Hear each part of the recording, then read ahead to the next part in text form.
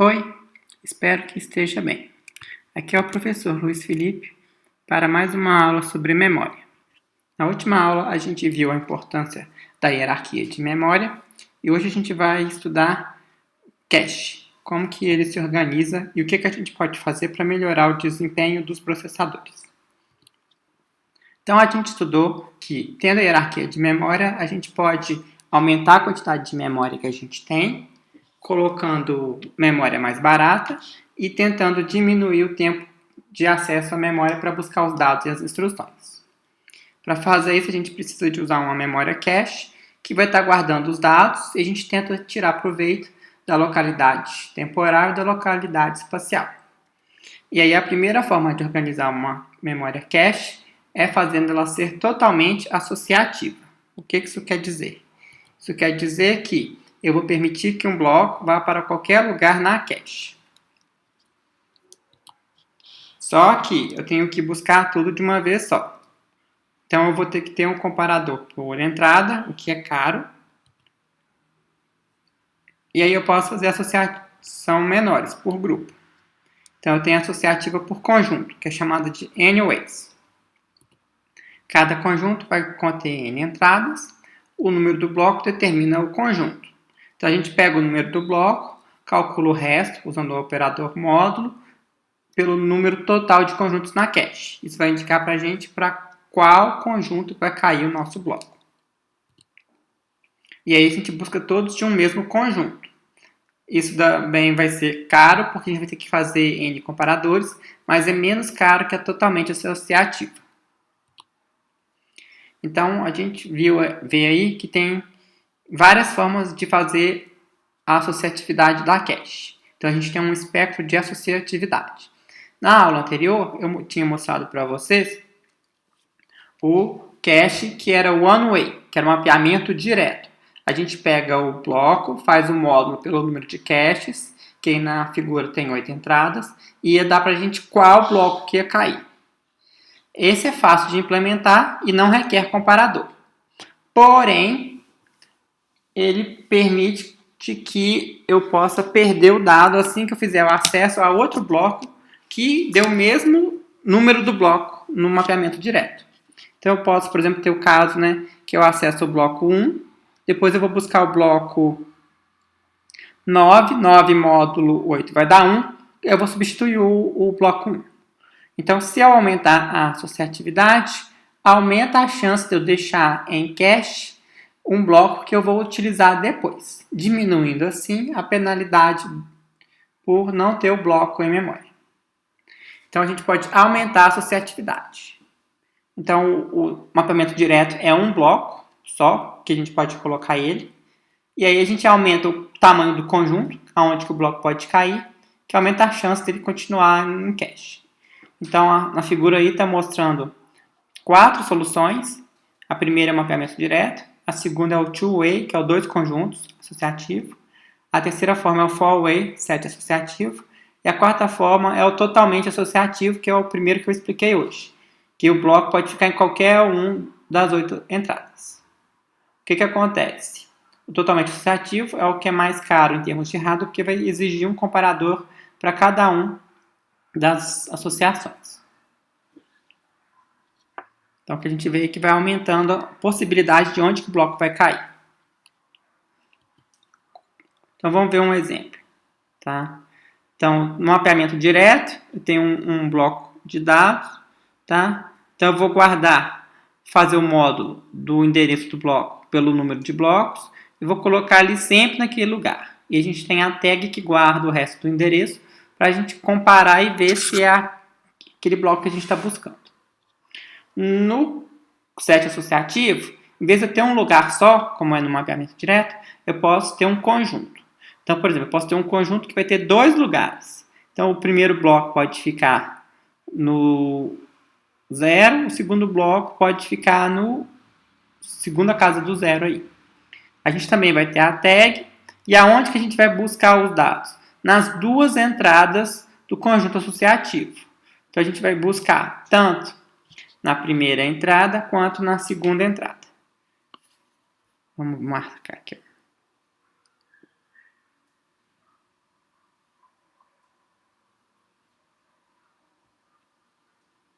Então, no mapeamento direto, a gente tem um lugar só para procurar aqui. O set associativo, o bloco pode ficar em 2 lugares.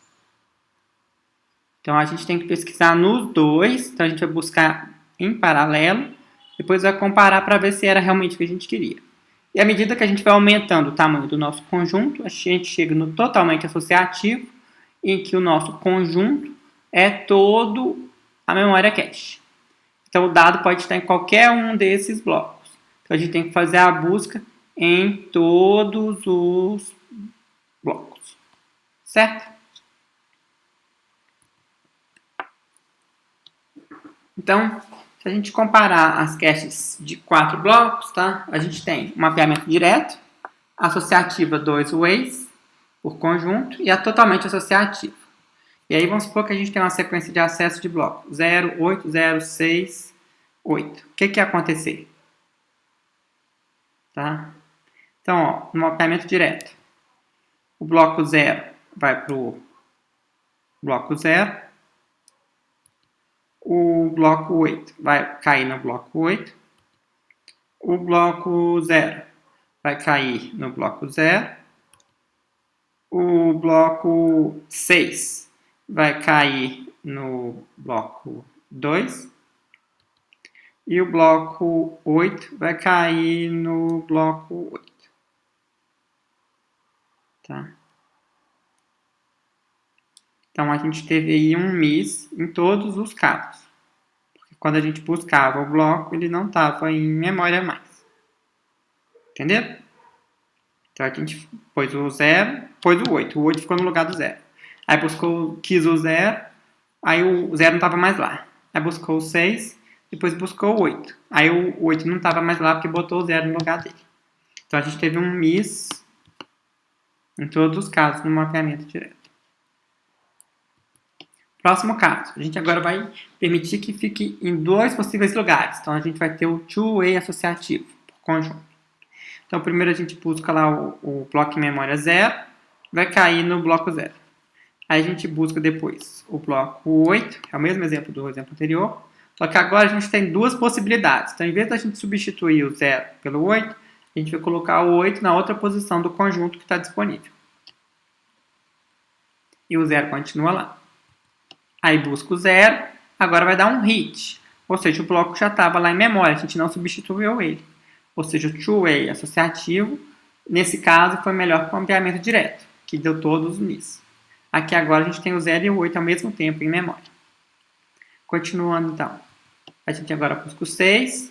O 6 vai dar também no conjunto 0. Aqui a gente vai fazer, a gente vai substituir pelo que foi menos usado recentemente. Né? Então, a gente colocou o 0, depois o 8, mas depois usou o 0.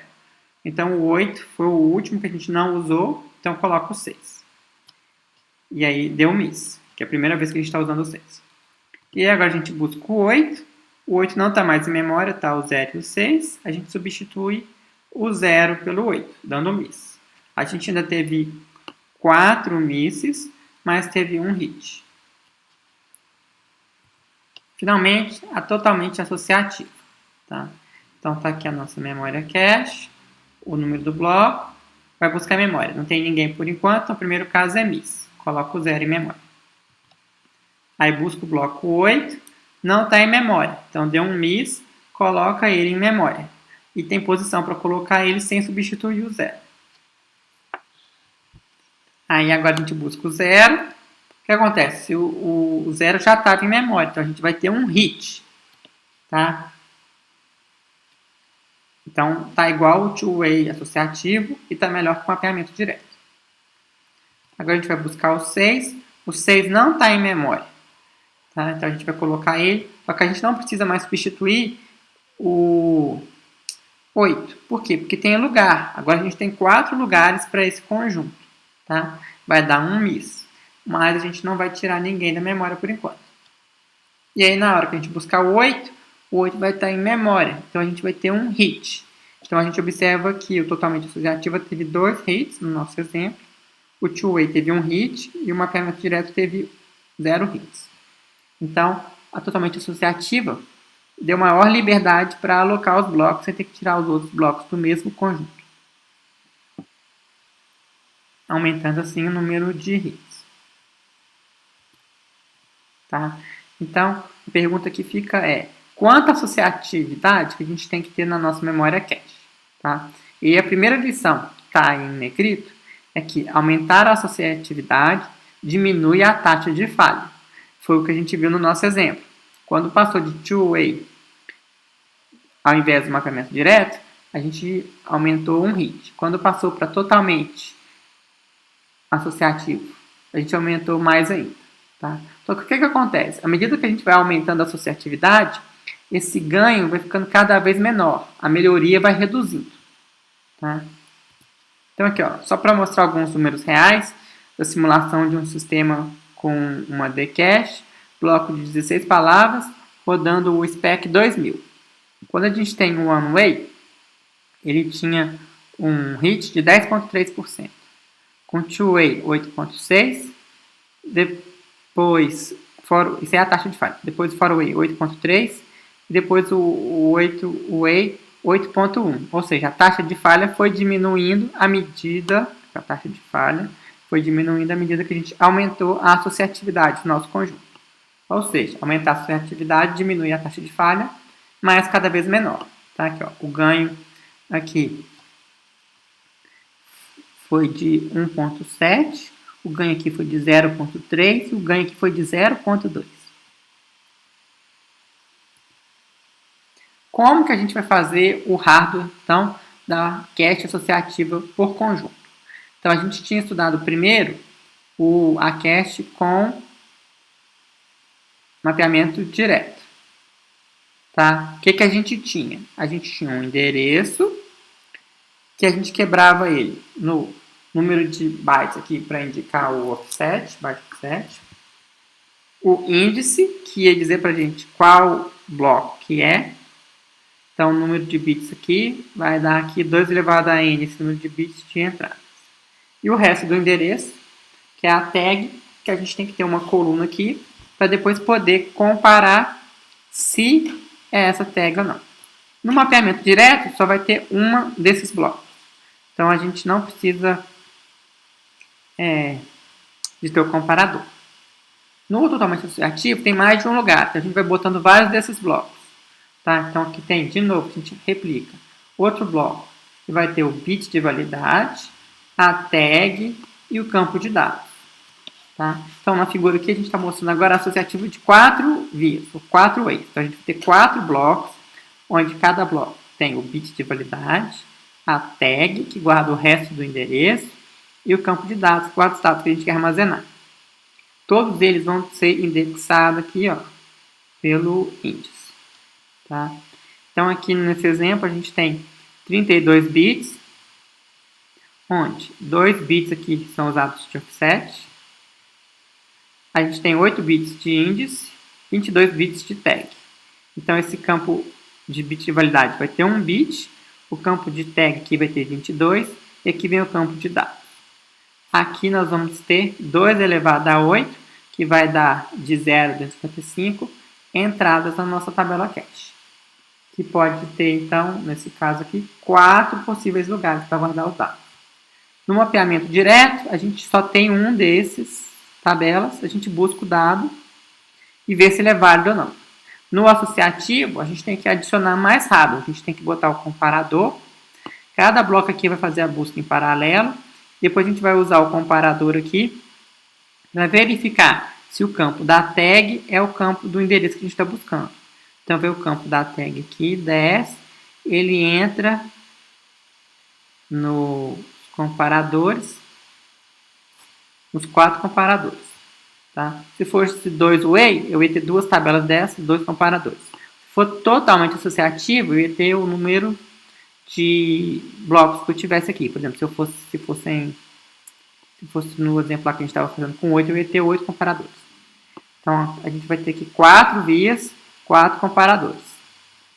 Depois disso, a gente continua tendo nossa porta lógica AND entre o comparador e o bit de validade. Os dois têm que ser 1 para eu dar um hit. Eu tenho que ter uma entrada que é válida, o bit é 1, e que o campo do endereço tag bateu. Tá? Se isso acontecer, minha end vai dar 1 aqui. Aí agora eu vou ter essa nova porta aqui, uma OR, dos meus dessas 4 saídas ends. Por que tem 4 aqui? Porque tem 4 ends aqui. Cada end é do comparador com o bit de validade. E a nossa associatividade é de 4. Então, nossa hora aqui também é nova. Só vai ter essa hora aqui para quando a gente tiver uma associatividade maior que 1. Tá? E aí a gente tem o multiplexador, 4 por 1 aqui, que a gente vai usar para selecionar qual campo de dados que a gente vai estar utilizando. Como a gente faz a busca em paralelo, a gente vai buscar os tags que vão passar para os comparadores, os bits de validade que vão nas portas AND e os dados, que é o que a gente quer, que vai para o multiplexador. E aí o campo que for o que a gente quiser, que vai indicar aqui das 4 possíveis entradas do multiplexador qual que vai sair. Tá? E aqui vai dar o sinal dizendo se a gente teve um hit ou não.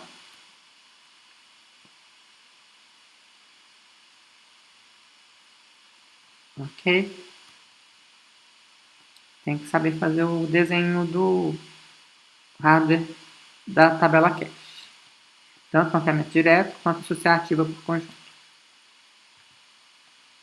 Tá? E aí vem a pergunta, como que é feita a política de troca? A gente viu no exemplo anterior, né, que tinha 08608, que na hora que a gente estava trocando, a gente tinha que escolher um para sair. Tá? Então, no mapeamento direto, só tem um lugar para colocar, a gente não tem política.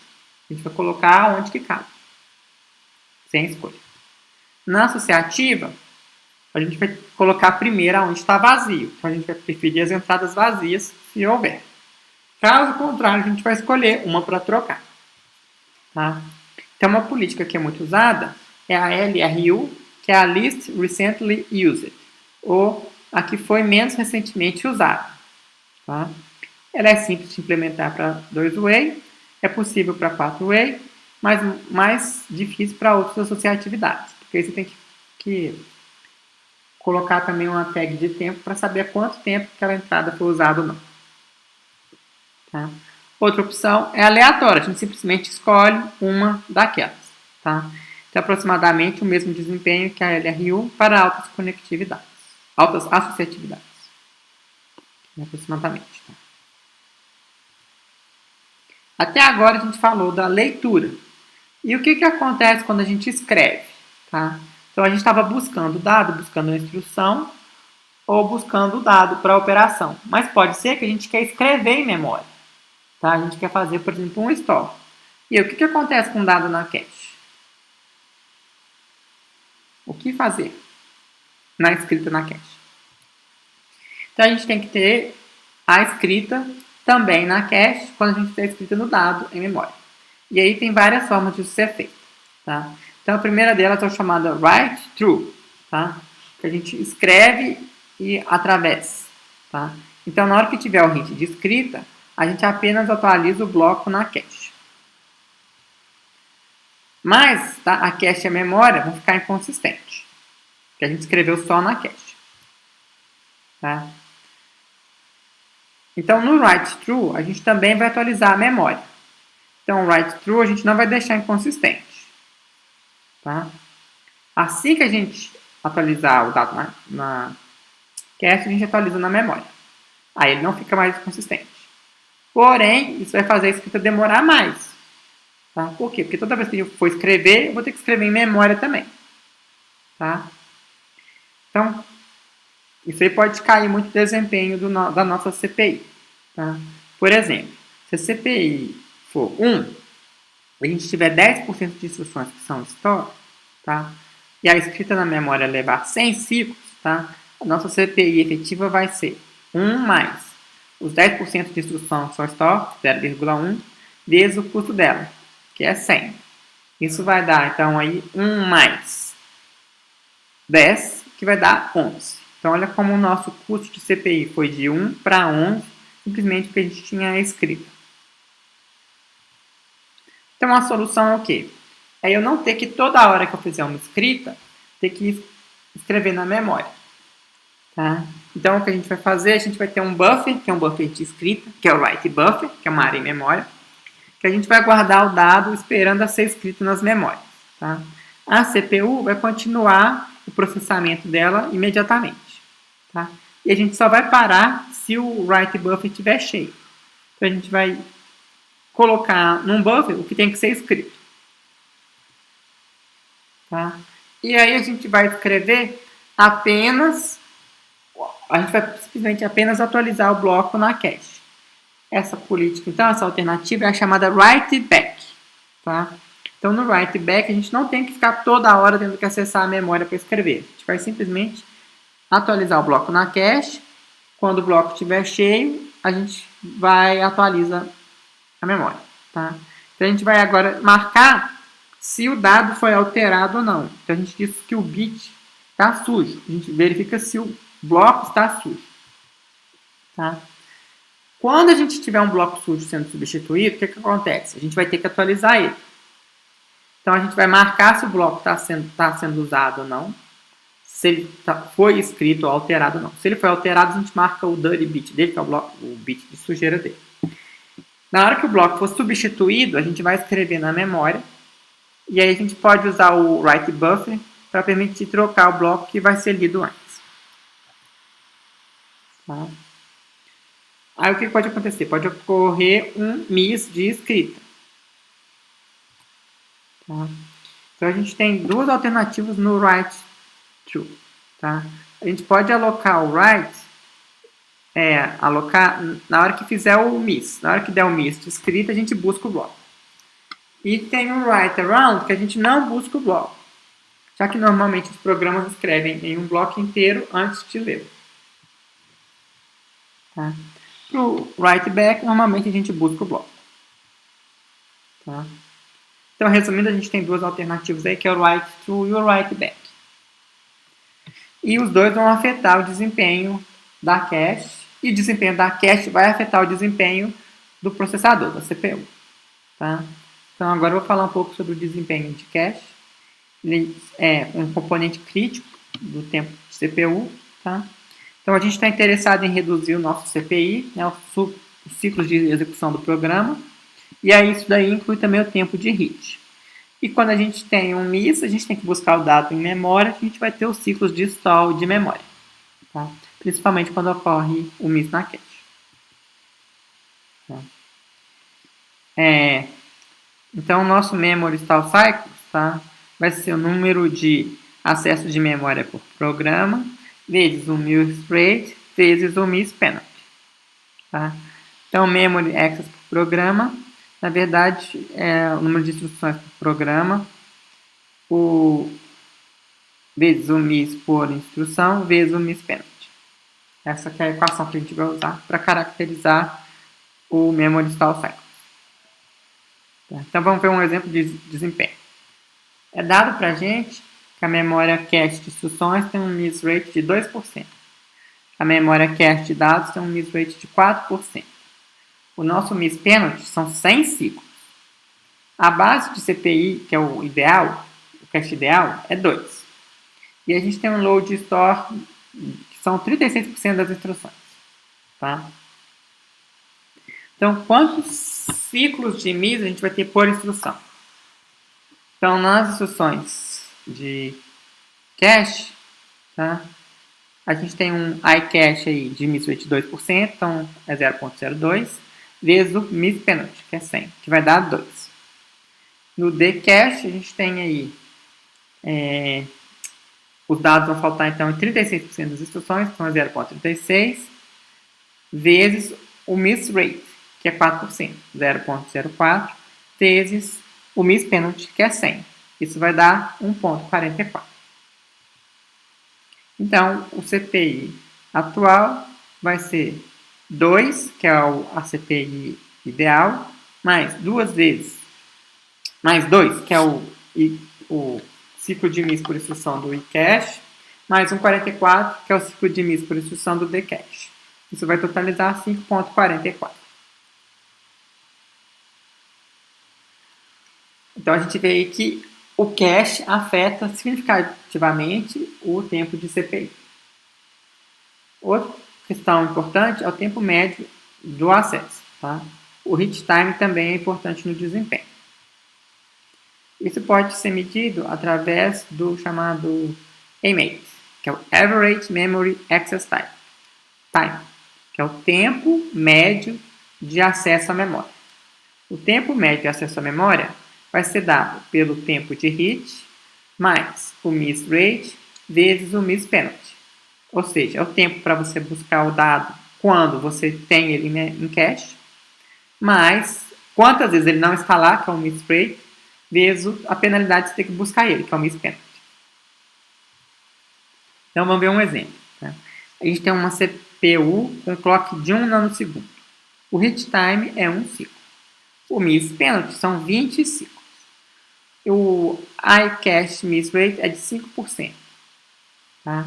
Então, qual que vai ser o average memory access time? Então, o hit time é 1, o miss rate é 0.05 e o miss penalty é 20. Então, vai dar 1 mais 0.05 vezes 20. 20 vezes 0.05 vai dar 1, 1 mais 1 dá 2. 2 nanosegundos, 2 ciclos por instrução.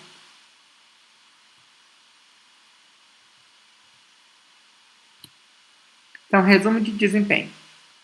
Quando o desempenho da CPU aumenta, tá? O miss penalty se torna mais importante. Então, à medida que a gente vai melhorando a CPU, vai diminuindo o tempo de clock, acaba que o tempo do miss penalty começa a contar muito, tá? E ele se torna mais importante. Então, o que a gente quer é... o que pode acontecer é diminuir o CPI base, que a gente quer, né? Porque o miss penalty pode aumentar muito o custo, o número de ciclos que a gente está gastando para fazer a busca dos dados. Tá? Então, a gente pode ter grande parte do tempo buscando dados, então a gente vai ter que fazer stall de memória. Tá? E quando a gente aumenta a taxa de clock, o que acontece? A gente vai ter stalls de memória que vão gastar mais clocks de CPU. Então, se eu tenho lá um clock, e aí eu faço minha CPU ficar mais rápida, ou seja, eu diminuo a taxa, o tempo entre instruções, ou seja, eu aumento a taxa de clock, o que acontece? O stall de memória vai gastar um tempo, que é o tempo de acesso à memória. Se o meu clock ficou mais rápido, isso significa que eu estou gastando mais clocks de CPU. Tá? Então, a gente não pode negligenciar o comportamento da cache ao avaliar desempenho. O desempenho da cache é relevante para a gente avaliar o desempenho da CPU. Então, uma solução para a gente tentar reduzir o custo do cache miss é utilizar caches multiníveis. É a nossa hierarquia de memória com mais níveis. Então, a gente vai ter a cache primária, que é próxima à CPU. Ela é pequena, mas rápida. A gente vai ter uma cache nível 2, que vai fornecer dados de misses da cache primária. Essa cache nível 2 ela é maior, só que mais lenta, mas ainda assim mais rápida que a memória principal. Então, ela é uma intermediária entre a cache primária e a memória principal. Tá? E a memória principal vai servir de misses da nossa cache nível 2. Nós vamos chamar de L2, nível 2, Level 2. Alguns sistemas modernos incluem também um nível 3, Cache Level 3. Então, vamos ver um exemplo de caches multiníveis. Vamos ver esse exemplo aqui. Ó. Dado que a CPU base tem uma CPI de 1, o nosso clock rate é 4 GHz. A gente tem um miss rate por instrução de 2%, e o tempo de acesso à memória principal é 100 nanosegundos. Então, somente com a cache primária, qual seria o miss penalty? O miss penalty vai ser o tempo de acesso à memória dividido pelo tempo de uma instrução. Então, a gente tem 100 nanosegundos dividido por 0,25 nanosegundos, o que vai dar 400 ciclos. Tá? Então, um miss penalty vai gastar 400 ciclos. Se eu aumentasse meu clock ali, ó, de 4 GHz para 8 GHz, eu diminuí o tempo aqui, ó, de 0,25 para 0,12,5, tá? E isso ia gastar 800 ciclos. Ou seja, cada vez que a gente aumenta o clock, aumenta a penalidade do miss penalty. Qual que é o CPI efetivo do nosso exemplo? É a base, que é 1, mais o caso de miss, que é 2%, então é 0,02, vezes o custo, são 400 clocks, vezes 400. 0,02 vezes 400 vai dar 8. Mais 1, 9. Então, o CPI foi de 1 para 9. Olha o custo aí do miss aparecendo. Como que a gente pode melhorar isso? Usando o cache multinível. Então, a gente vai adicionar agora uma cache level 2, L2. O tempo de acesso é 5 nanosegundos. E o global miss rate para a memória vai ser 0,5%. Então, agora o primary miss com L2, tá? A penalidade vai ser o tempo de acesso, 5 nanosegundos, dividido pelo valor, o tempo de uma instrução, que é 0,25. Então, é 20 ciclos. Então, nosso CPI vai ser qual? Nosso CPI vai ser o CPI base, que era 1, mais o MIS no nível 1. Então, no nível 1 era 2% dos casos, então é 0,02, vezes o custo. O custo é de 20 ciclos, vezes 20. Tá? Mas, quantas vezes vai dar o MIS no nível 1 que a gente vai ter que buscar no L2? Então, o L2 vai ter um custo aí que é o global miss é de 0,5%, que dá 0,005, vezes o custo de buscar o dado lá na memória, que é 400 ciclos.